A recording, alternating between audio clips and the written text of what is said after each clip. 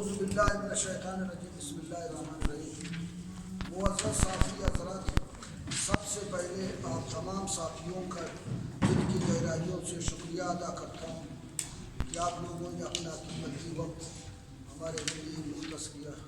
تقریباً 70 سالوں کے بعد نوخندی تحصیل ماچکل ضلع واشق نز ایران بارڈر کو صوبے کے مد میں روڈ ملا۔ جنرل عبدالقادر بلوچ بحیثیت وفاقی وزیر نواز شریف گورنمنٹ میں نوخندی ٹو تحصیل ماچکل روڈ یکمچ ٹو ہارا روڈ کو وفاقی PSDP میں شامل کر دیے۔ تقریباً 1 سال پہلے شامل کر دیے۔ یکمچ ٹو خارا روڈ کا ٹھیکیدار ZKB تھا اور وہ اس وقت تیار ہے۔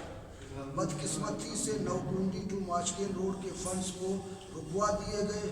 تقریباً 1 سال پہلے چیئرمین سینیٹ آف پاکستان حاجی محمد صادق سنجرانی صاحب کی کوششوں سے مذکورہ روڈ کے فنڈز منظور کر دیے اور چونکہ روڈ کے 7 ارب کا ٹھیکہ ڈی بلوچ کنسٹرکشن کمپنی جس کا مالک مظہر جتوئی صاحب تھا۔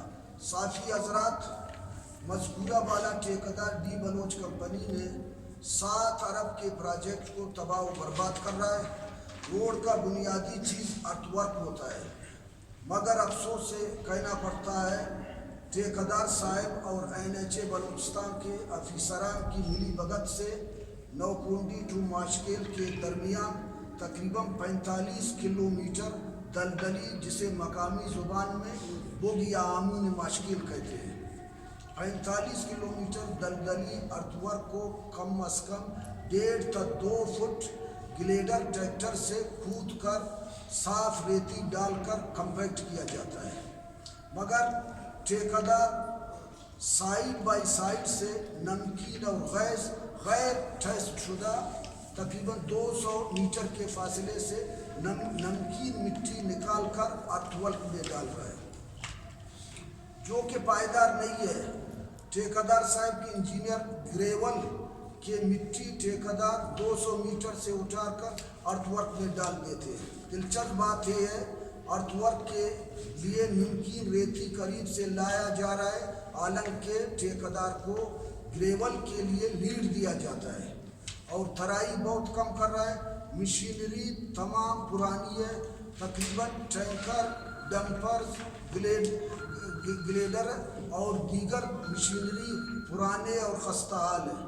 تقریباً 200 کلومیٹر کے فاصلے پر تقریباً 1 ٹیوب ویل لگایا ہے اور بقایا دلدلی کے قریب ٹریکٹر سے کھدائی کر کے ترائی کے لیے نمکین پانی استعمال کر رہا ہے، جو کہ روڈ تو بنے گا لیکن غیر معیاری بنے گا۔